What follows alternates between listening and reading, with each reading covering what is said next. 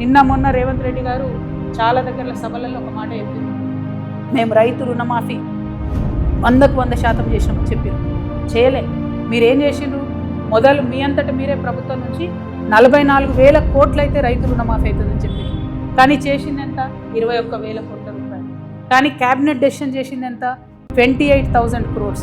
అంటే 28,000 కోట్లు రైతు రుణమాఫీ చేయాలని క్యాబినెట్ చెప్తే మీరు చేసింది 21 కోట్లు. పైగా ముఖ్యమంత్రి గారు ఏమాత్రం మొహమాటం లేకుండా నేను 100% రుణమాఫీ చేసిన అంటారు. నేను ముఖ్యమంత్రి గారికి ఛాలెంజ్ విసురుతా ఉన్నా, మీ మహబూబ్ నగర్ పోదామా, మా నిజామాబాద్ వస్తారా, లేకపోతే హైదరాబాద్లో సెక్రటేరియట్కి మమ్మల్ని రమ్మంటారా?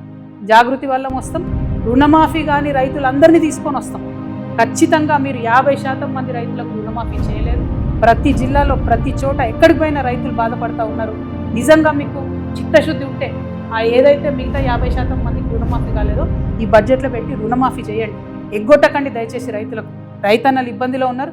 ఇప్పటికే మీరు యూరియా కూడా ఇవ్వలేని పరిస్థితులలో, మేనేజ్ చేయలేని పరిస్థితుల్లో రైతులు ఇబ్బంది పెడుతున్నారు. ఇది కరెక్ట్ కాదు. ముఖ్యమంత్రి గారు నిజాలు చెప్పండి ఇప్పటికన్నా అని చెప్పి మేము వారికి హెచ్చరిక చేస్తూ ఉన్నాం.